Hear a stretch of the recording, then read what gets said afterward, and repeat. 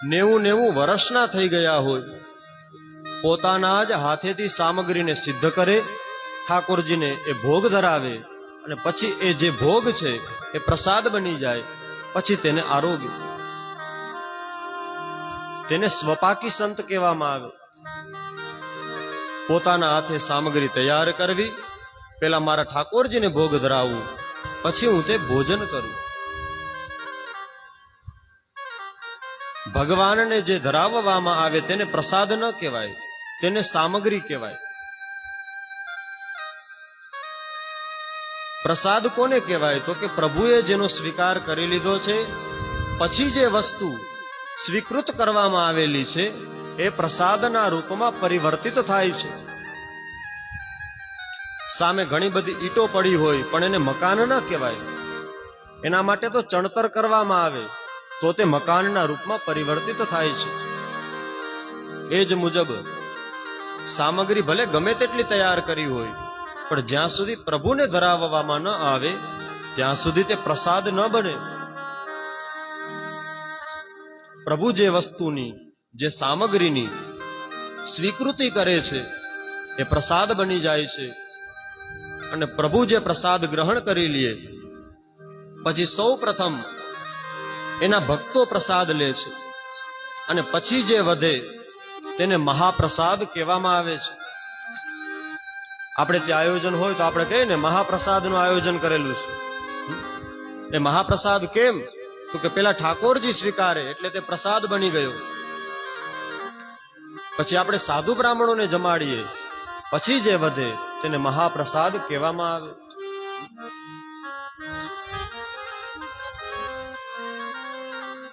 એટલા માટે જેવું અન્ન એવું મન. મનને કાબુમાં રાખવું બહુ જરૂરી છે ભાઈ. શ્રીમદ ભાગવત કહે છે, મન એવં મનુષ્યાણામ કારણમ બંધ મોક્ષયો. આપણે કોઈ બંધનમાં આવી જઈએ છીએ તો એનું કારણ પણ આપણું મન છે. આપણે મુક્ત થઈ જઈએ છીએ તો તેનું કારણ પણ આપણું મન છે. આપણે આજે ઘરે રસોઈ ન બનાવવી હોય ને બારે જમવા જવું હોય તો આપણે શું કહી? સાંભળો છો, આજે આપણે જવું હો હોટલમાં. ઓલા પૂછે કાં? તો કે મન થયું લે. શું કહે આપણે? મન થયું. આપણે કંઈક સારું કરીએ છીએ તો એ પણ મન થકી જ કરીએ છીએ. આપણે કંઈક પાપ કરીએ છીએ તો પણ તે મન થકી જ કરીએ છીએ. સૌથી પહેલા મન એ વસ્તુનો સ્વીકાર કરે, પછી તે બહાર નીકળવાનો માર્ગ શોધે. તમારા ચિત્તમાં સૌ પ્રથમ મગજમાં આનંદ પ્રદાન થાય, પછી એ સ્મિત હોઠ ઉપર આવે, ચહેરો હસવા લાગે. ક્રોધ કદાચ આવે તો એ પણ પેલા મનમાં આવે, એની સેકન્ડ પછી જ તમારા ચહેરા ઉપર આવે છે. માટે જેવું અન્ન એવું મન. આપણે કદાચ કોઈ બંધનમાં આવી જાય તો પણ મન જ એનું કારણભૂત છે. મુક્ત ફરીએ તો એનું કારણ પણ મન છે. માટે મનની ઇન્દ્રિયોને કાબુમાં રાખવી, ધ્યાન ધરવું, ભગવાનનું તપ કરવું, સવારે ઉઠી કુળદેવીની માળા કરવી, આ બધું શેના માટે છે? મનને ચોટાડવા માટે, ઇન્દ્રિયોને એકત્રિત કરવા માટે. આપણું મન આપણા હાથમાં હોય નહીં તો આપણું શરીર પણ આપણા હાથમાં ન રહીએ ભાઈ. આમ પણ એક ઓલી કહેવત છે, 50 વર્ષ સુધી આપણે કે એમ શરીર કરે. 50 વર્ષ સુધી આપણે મન થાય આપણે પધરાવીએ, પણ 50 ટપી ગયા, વનમાં ગયા, પછી શરીર કે એમ કરવું પડે. મન તો થાય કે ઓલું ઢેફલું પડ્યું છે તો હાથ જાય, પણ શરીર ના પાડે ના, એટલે પાછો હાથ છે એ મૂકી દે. થાય ને? 50 વર્ષ સુધી આપણે કઈ તેમ શરીર કરે, 50 ટપો પછી શરીર કેમ કરવું પડે ને. માટે આ બધા શરીરના ગુણધર્મ છે.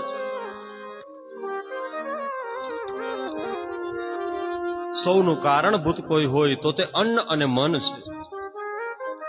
મનથી ઉપર બુદ્ધિ આવેલી છે.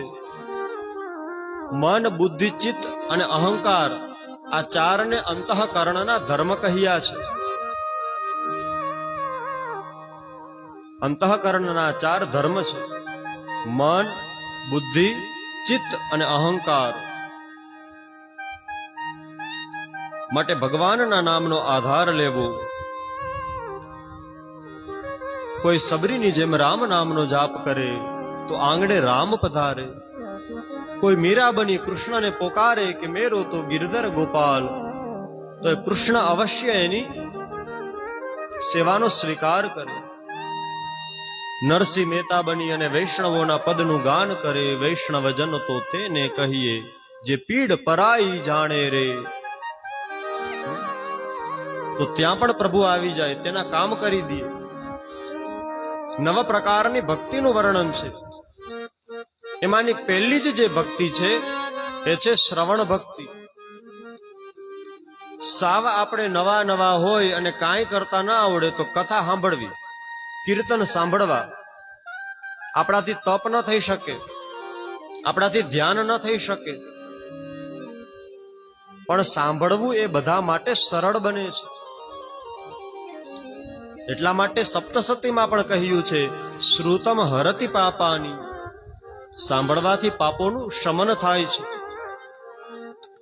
અને આમ પણ આ કળિયુગ છે એ શ્રવણ કરવાનો યુગ છે. આ યુગ કથાનો યુગ છે ભાઈ. બીજા યુગોમાં કથા ન હતી. આ કથાનું નિર્માણ કળિયુગ માટે કર્યું છે. એટલા માટે જ સત્યનારાયણની કથા ગરીબ માણસ પણ કરી શકે. મૃત્યુની પાછળ અથવા તો જીવતા પોતાના કલ્યાણ માટે, પરિવારના ઉદ્ધાર માટે, માત્ર પિતૃઓ માટે નહીં પણ જીવતા લોકો માટે પણ આ શ્રીમદ ભાગવત સપ્તાહ જ્ઞાન યજ્ઞ છે. અને કોઈનું મૃત્યુ થયું હોય તો તેની પાછળ પણ ગરુડ પુરાણની કથા આપણે કરીએ છીએ. આ યુગ કથાનો યુગ છે.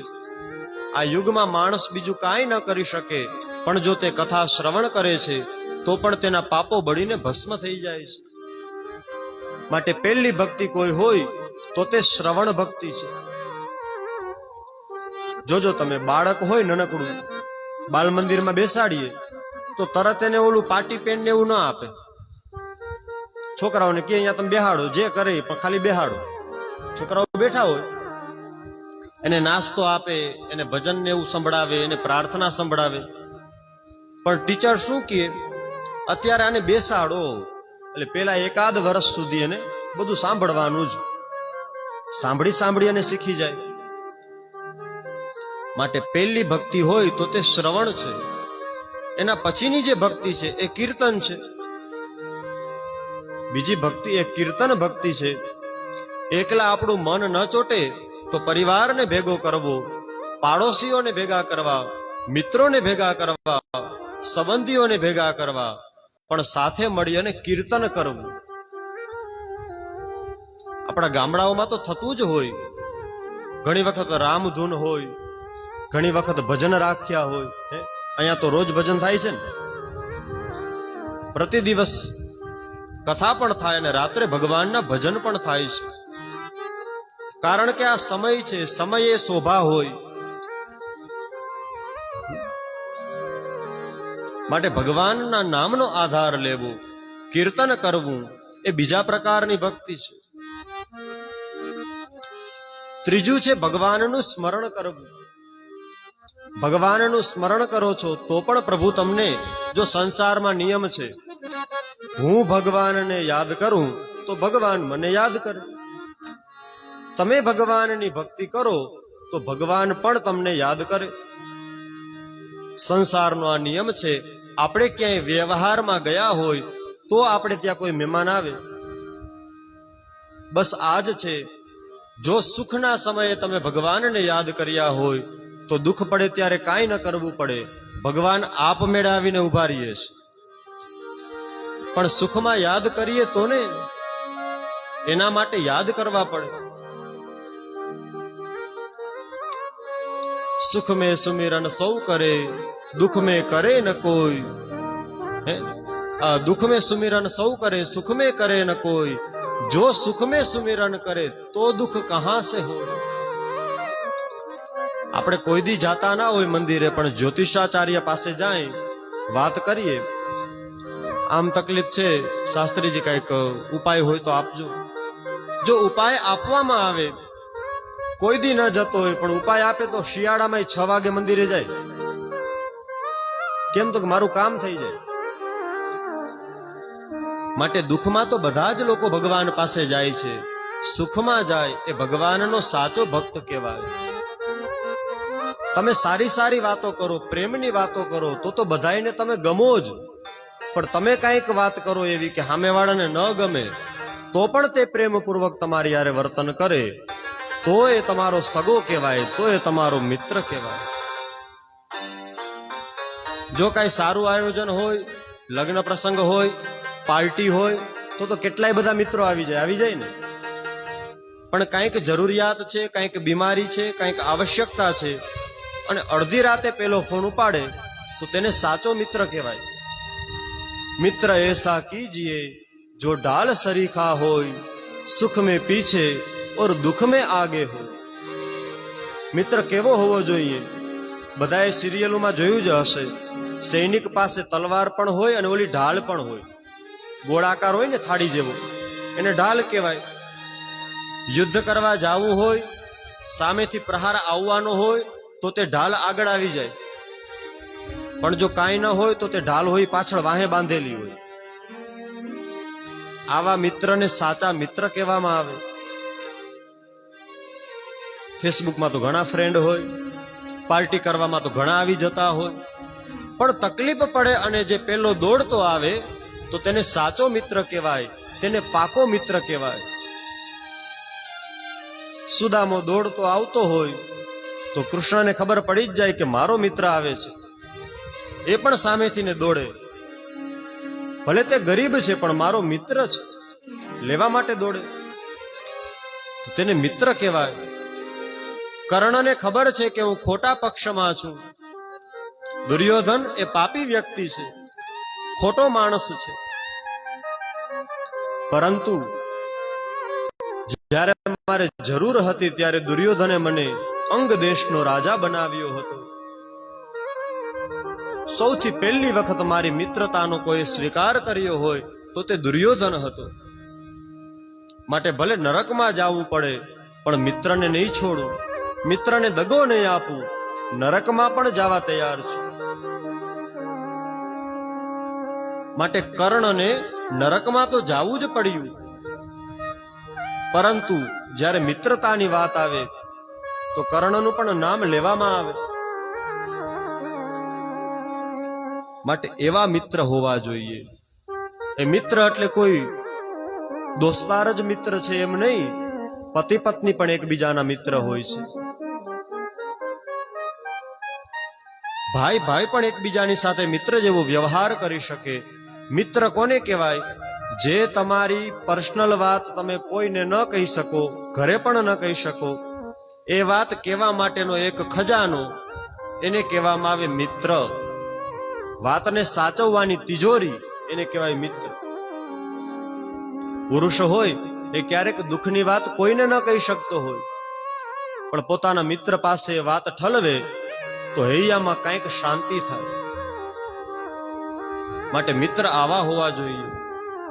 એ મિત્ર પછી ભાઈ ભાઈ પણ હોઈ શકે, એ મિત્ર પતિ પત્ની પણ હોઈ શકે, એ મિત્ર બે બહેનો પણ હોઈ શકે, એ મિત્ર દેરાણી જેઠાણી પણ હોઈ શકે, કોઈ પણ હોઈ શકે. ભગવાનના સુંદર બાલી ચરિત્રોને આપણે શ્રવણ કરી રહ્યા હતા. અનેક પ્રકારે પ્રભુ માખણની ચોરી કરે છે. ભગવાન અનેક પ્રકારે ગોપીઓને સુખ આપી રહ્યા હતા. એક સુખિયા નામની માલણ હતી. એ ફળ લઈને વેચવા જાય. એક વખત કનૈયાના ઘર પાસે ફળ લઈને વેચવા આવી. કનૈયો આવ્યો બહારથી ને, એકલો આવ્યો. કીધું કે ઓ સુખિયા, મને ફળ આપ. તો કહે છે કે એમનેમ કઈ મફતમાં ન મળે, એના માટે દાણા થાય. પેલા શું હતું કે પરસ્પર વિનિમયનો વ્યવહાર હતો. કોઈ આપણે ત્યાં દૂધ દેવા માટે આવે તો પૈસાનો એટલો સગવડતા હતી જ નહીં. કોઈ આપણને દૂધ આપ્યું હોય તો આપણે એના બદલામાં ઘઉં આપી દઈએ, કોઈ આપણને બાજરો આપ્યો છે તો આપણે તેને જુવાર આપીએ. આવો સમય હતો પેલા. કેમ તો કે પેલાના સમયમાં સુવર્ણની મુદ્રાઓ હતી. મોટા ખર્ચ માટે તો તેનો વપરાશ થાય, પણ નાની બાબત માટે કઈ રીતે ધન કાઢવું? પરસ્પર કંઈક ને કંઈક આપવામાં આવતું. તો આ સુખિયા માલણ કહે છે કે કનૈયા, તું ઘરમાં જા, દાણા લઈ આવ. જેટલા તું દાણા લઈ આવીશ એ પ્રમાણે હું તને ફળ આપીશ. તો કે ભલે. કનૈયો ઘરમાં ગયો છે, ખોબો ભરી અને જુવાર લઈ આવ્યો. ગામડામાં હોય ને પેલા જુવારના રોટલા ખાતા, લગભગ એમાં ખાધા હશે, વડીલોએ તો ખાધા જ હોય. હવે એ ગયું, હજી બાજરો છે ગામડામાં ટકેલો, હજી અહીંયા કદાચ હોય, કદાચ જુવાર તો સારું કહેવાય. તો તે જુવાર ભરીને લઈ આવ્યો, સુખિયા માલણના ટોપલામાં પધરાવ્યું. સુખિયાએ ખોબામાં જેટલા સમાણા એ બધા જ ફળો આપ્યા છે. બધી જ જગ્યાએ ફળની વહેંચણી કરતી કરતી પોતાના ઘરે આવી ટોપલો જેવું નીચે ઉતાર્યું છે અને નજર કરે છે તો હવે તેમાં જુવાર નથી, એમાં તો હીરા અને રત્ન બની ગયા છે. એમાં તો હીરા અને રત્ન બની ગયા છે. આ એક ગરીબ સ્ત્રી હતી, પણ ભાવ સાચો હતો. એનો ભાવ સાચો હતો. ભગવાન ભાવ જોઈને આવે છે, યાદ રાખજો. ગઈકાલે જ આપણે ચર્ચા કરતા હતા અમિતભાઈ, જાતિ પાતિ કુલ ધર્મ બળાઈ, ધન બન ગુલ ધન ગુણ ચતુરાઈ. વર્ણ વ્યવસ્થા છે જ. ઉચ્ચ વર્ણ હોય તો તેને પ્રણામ કરવા જ જોઈએ, પરંતુ ઓળખ શેનાથી થાય છે? તો કે કર્મ થકી થાય છે. ભગવાન રામ જેને પણ મળવા ગયા તો ત્યાં વર્ણ જોઈને મળવા નથી ગયા, ત્યાં ભાવ જોઈને મળવા ગયા છે. કેવટ છે એ ભીલ જ્ઞાતિનો છે. જ્યારે રામે કેવટને ગળે લગાડ્યો છે તો પછી તો ગુરુ વશિષ્ઠ અને બીજા બધા જ લોકો તેને આવી અને મળે છે. એટલા માટે રામ આપણું આદર્શ છે. એટલા માટે આપણે ભગવાનની પૂજા કરીએ છીએ. કોઈ પણ વર્ણમાં આપણો જન્મ થયો હોય, આપણે કર્મ કેવું કરીએ છીએ તે મહત્વનું છે ભાઈ. મહેલમાં બેઠા બેઠા દુર્યોધન પાપ કરે, ક્રોધ કરે, અપમાન કરે તો કૃષ્ણ તેને ત્યાં ભોજન ન કરે, 56 ભોગનો સ્વીકાર ન કરે. પણ વિદુર અને સુલભા જ્યારે પ્રભુ ત્યાં પધારી રહ્યા હતા ત્યારે વિદુરજી અને સુલભા દેવી માર્ગમાં ઉભા હતા.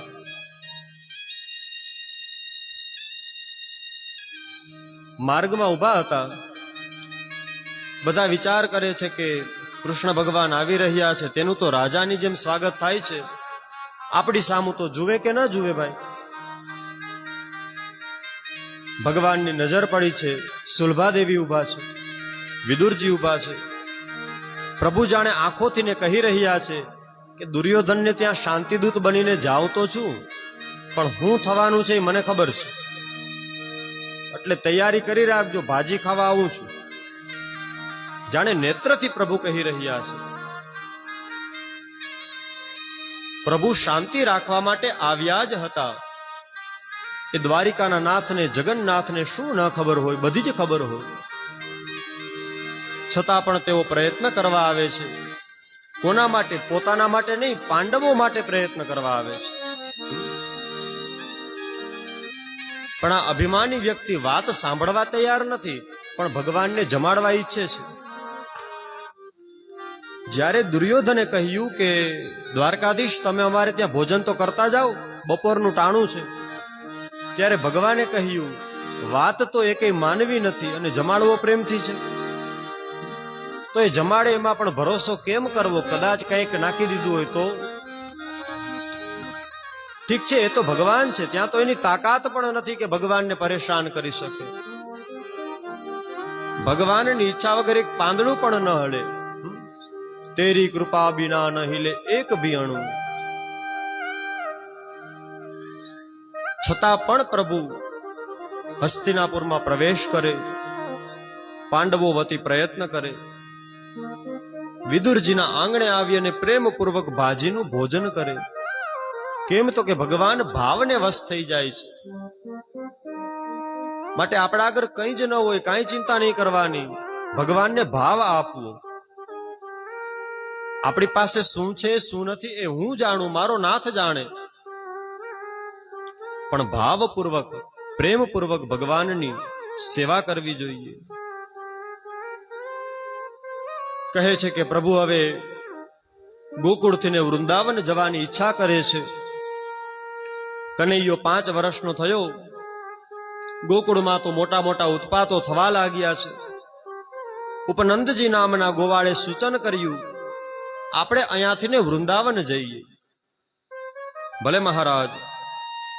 બધા વૃંદાવન જવા માટે તૈયારીઓ કરવા લાગ્યા. ગાડાઓ ગોઠવ્યા, પોતાની ગાયો, પોતાના વાછરડાઓ, પોતાના અન્ય પશુઓ, પોતાની ઘરવખરી બધું જ ભેગું કરી અને આખો સમાજ વૃંદાવન જાય છે. ત્યાં પ્રભુએ નિવાસ સ્થાન બનાવ્યું. પોતાના ગોવાળોની સાથે પ્રભુ હવે વ્રજવાસ કરે છે. એ ચંદ્ર આકારનું છે. જે આ વ્રજવાસ છે અમિતભાઈ, એ કેવું છે? ચંદ્ર આકારનું છે. ભગવાન શિવ ઉપર જેમ ચંદ્ર બિરાજે છે ને, એમ તે ચંદ્ર આકારની નગરી છે વૃંદાવન. હવે પ્રભુ વાછરડાઓ ચરાવવા માટે જાય છે. વત્સપાલ બની ગયા છે. એક દિવસ બંને ભાઈ યમુનાના કિનારે વાછરડાઓ ચરાવતા હતા. વત્સાસુર નામનો એક અસુર બનાવટી વાછરડાનું રૂપ લઈને આવ્યો. બધા પશુઓની સાથે ભળી ગયો છે. ભગવાને દાઉજીને ઈશારો કર્યો, આ જે વાછરડો છે એ અસુર છે. કહે છે કાંઈ વાંધો નહીં. પ્રભુ ધીમેકથી તેની પાસે ગયા. અન્ય કોઈ પશુને વિક્ષેપ ન થાય એવી રીતે તેના 2 પગ પાછળથી પકડ્યા છે. આકાશમાં ઉડાડી તેને મોતને ઘાટ ઉતાર્યો છે. એને પણ મુક્તિ મળી છે. બકાસુરના વધની કથા કહે છે સુખદેવજી. ગોપ બાળકો વાછરડાની સાથે જળાશયમાં જળપાન કરવા ગયા. ત્યારે બકાસુર આવ્યો હતો બગલાનું રૂપ લઈને. પ્રભુને ગળી ગયો. પ્રભુએ પોતાનું શરીર વિકરાળ કર્યું. એને હવે બળતરા થવા લાગી છે. પ્રભુને બહાર ઓકીને કાઢ્યા. બગલો હોય ને એની ચાંચ મોટી હોય ને, જેમ ઘાસના તણખલાને આવી રીતે આમ તરત જ 2 ભાગમાં કરી દે, એવી રીતે ભગવાને તેની 2 ચાંચો પકડી એના મુખના 2 કટકા કરી નાખ્યા છે. બકાસુરનો વધ કરવામાં આવ્યો. પ્રતિ દિવસ પ્રભુ વાછરડાઓ ચરાવવા જાય. જેટલા પણ અસુરો આવે પ્રભુ અસુરોને મારી નાખે. કંસને ચિંતા થવા લાગે કે હવે કોને મોકલું, હવે કોને મોકલું. ભગવાનને વિચાર આવ્યો, એક દિવસ વનભોજન કરવાનું આયોજન ગોઠવ્યું. આપણે ત્યાં પુરુષોત્તમ મહિનો રહેતા હોય બેનો, તો ઓલું વનભોજન કરવા જાય ને, ઝાડવાઓ નીચે બેસે એટલે એ વનભોજન. આ વનમાં તો ક્યાં જવું? વૃક્ષ નીચે બેસી અને આપણે વનભોજન કરીએ. પ્રભુ વનમાં ભોજન કરવાની ઈચ્છા કરે છે. ગોપ બાળકોને બધા આવ્યા. જંગલમાં જઈ રહ્યા હતા. આજે થોડું અંદર જવું છે. બહુ મોટો અજગર જોયો, જેનો નીચેનો હોઠ છે જમીનને અડે છે, ઉપરનો આકાશને અડે છે.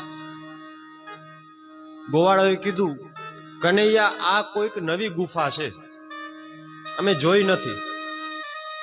વિચાર છે કે આપણે આ ગુફામાં જવું છે, પણ તું મોર થા તો જાય, નકર નહીં. તું આગળ આવ તો જાય. તો કે ભલે ભલે. પ્રભુ આગળ આવ્યા છે. બધાએ તે અજગરના મુખમાં પ્રવેશ કર્યો. બધાએ પ્રવેશ કર્યો એટલે તે અજગરે પોતાનું મુખ બંધ કરી નાખ્યું છે. પોતાના વિષ દ્વારા ભગવાન સિવાય બધા જ ગોપ બાળકોના પ્રાણ હરી લીધા છે. પ્રભુને ક્રોધ ચડ્યો. પ્રભુએ પોતાનું શરીર વધારવા જ લાગ્યા. વિકરાળ રૂપ ધારણ કર્યું. એ અજગર છે એ તરફળી અને મૃત્યુ પામ્યો. એ અઘાસુર હતો જે અજગરનું રૂપ લઈને આવ્યો હતો. પ્રભુએ મરેલા બધા જ ગોપ બાળકોને પોતાની દ્રષ્ટિથી સજીવિત કર્યા છે. સજીવિત એટલે પુનઃ જીવત. જેમ કે આપણે મંદિર હોય એમાં કોઈ મૂર્તિનું ખંડન થઈ ગયું હોય અથવા તો દિવાલમાં કાંઈ એવું થઈ ગયું હોય, દેવ સ્વરૂપ કોઈ જગ્યાએ ખંડિત થયા હોય, તો આપણે શું લખીએ? પુનઃ પ્રાણ પ્રતિષ્ઠા અથવા તો જીર્ણોદ્ધાર. એમ પ્રભુએ ફરી પાછા સજીવિત કર્યા છે, જેને સજીવન પણ કહી શકાય. સજીવન એટલે કે જીવન આપવું, સજીવિત, પુનઃ જીવિત કર્યા છે. સુખદેવજી કહે છે કે આ કથા જો રોજ ગોપ બાળકો ઘરે આવે એટલે મા બાપને કહે કે જો કનૈયાએ આજે આ અસુરને માર્યો તો આજે આવી લીલા કરી હતી, પણ અઘાસુરના વધની કથા 1 વર્ષ પછી ઘરે કીધી.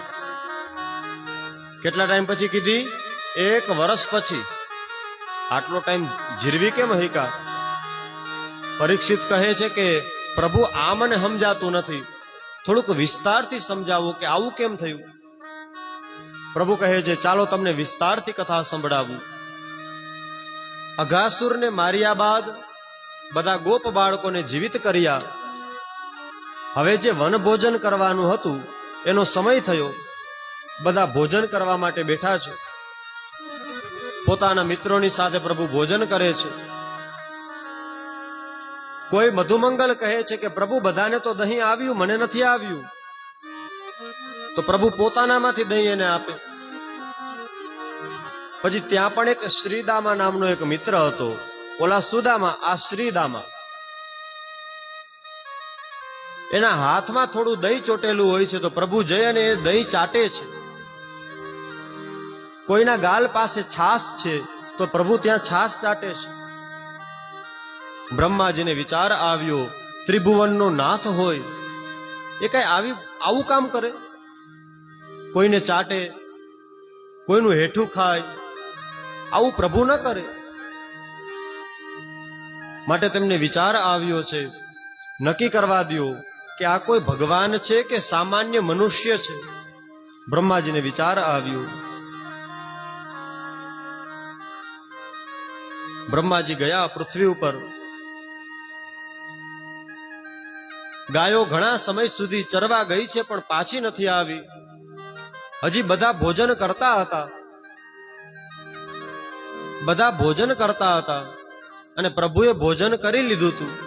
તો પ્રભુ કહે છે તમે બધા બેસો, આજે હું ગાયોને લઈ આવું. પ્રભુ પેલી પારામ ગાયોને જોવા માટે ગયા છે. તો બ્રહ્માજી આવ્યા, બધા જ ગોપ બાળકોને લઈ ગયા, બ્રહ્મલોકમાં મૂકી આવ્યા. થોડે દૂર જોવે છે, જાય છે કે ગાયો સુરક્ષિત છે, હમણાં ચરી અને પાછી આવી જશે. તરત જ પ્રભુ પોતાની જગ્યાએ આવ્યા છે. ચાલો હું મારા મિત્રો પાસે જાઉં. પ્રભુ જેવા આ તરફ આવ્યા, બ્રહ્માજીએ ફરી પાછી બધી જ ગાયોને લઈ લીધી, વાછરડાઓને લઈ લીધા. ગોપ બાળકોની સાથે વાછરડાઓને પણ બ્રહ્માજી બ્રહ્મલોકમાં મૂકી આવ્યા. બધા જ ગોપ બાળકો અને વાછરડાઓ બ્રહ્મલોકમાં છે. પ્રભુને તો ખબર પડી ગઈ કે શું થયું છે. પ્રભુએ નેત્ર બંધ કર્યા, બધું ખબર પડી ગઈ કે આ તો બ્રહ્માજીની માયા છે. બ્રહ્માજીને મોહ થયો છે. કાંઈ વાંધો નહીં. પ્રભુ પોતે જ અનેક વાછરડાઓનું રૂપ લે છે. પ્રભુ પોતે જ અનેક ગોપ બાળકોનું રૂપ ધારણ કરે છે. જેટલા જેવા અને જેવી સંખ્યામાં હતા, જેવા કદના હતા, પ્રભુએ એવા જ શરીર ધારણ કર્યા. પોતે ગોપ બાળકો બન્યા છે, પોતે વાછરડા બન્યા છે. પ્રભુ પોતે વાછરડાઓ બની અને આવ્યા, ગોપ બાળકો બની અને આવ્યા. એ ગોપ બાળકો પણ પોતાના ઘરે જાય છે. રાત્રિ થાય, ઘરે આવે. પ્રભુ પોતે ગોપ બની, એક બાળક બની વૃંદાવનની તમામ માતાઓનું સ્તન પાન કરે છે. પ્રભુ પોતે વાછરડા બની વ્રજની સમસ્ત ગાયોનું દૂધ પીવે છે. માટે પ્રભુએ એવી લીલા કરી. આને ગુપ્ત મહારાસ કહેવામાં આવ્યો. પ્રભુની આવી લીલા છે. પધારો પધારો પધારો. જય ભગવાન, પધારો. શ્રી રામ જય રામ જય જય રામ. શ્રી રામ જય રામ જય જય રામ. શ્રી રામ જય રામ જય જય રામ. શ્રી રામ જય રામ જય જય રામ. શ્રી રામ જય રામ જય જય રામ. શ્રી રામ જય રામ જય જય રામ. શ્રી રામ જય રામ જય જય રામ. શ્રી રામ જય રામ જય જય રામ.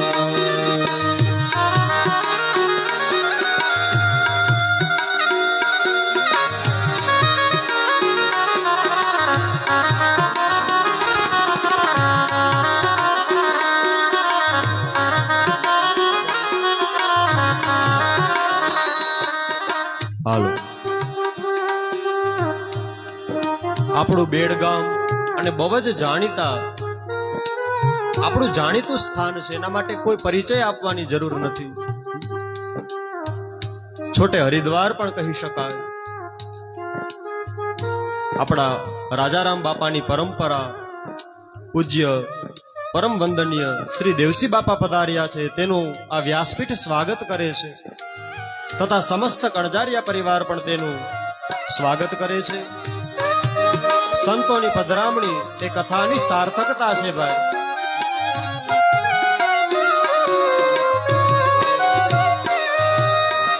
એમાં પણ ગર્વ કરવા જેવી વાત છે. તેમનું મૂળ વતન પણ શેખપાટ જ છે. વધાવો ભાઈ, વધાવો. વાહ, જય હો, જય હો, જય હો.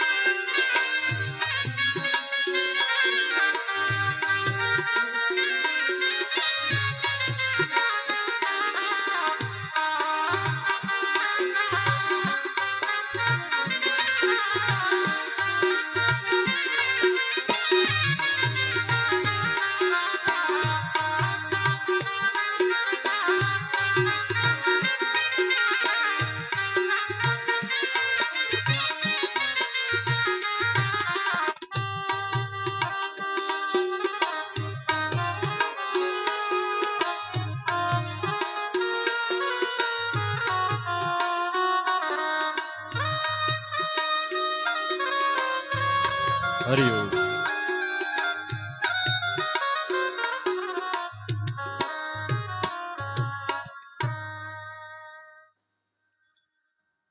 જ્યાં પણ રામના ગુણો ગવાતા હોય, જ્યાં પણ કૃષ્ણના ગુણો ગવાતા હોય, ત્યાં પ્રભુ સાક્ષાત શરીર ધારણ કરીને આવે એવું તો ન બને, કારણ કે આ કળિયુગ છે.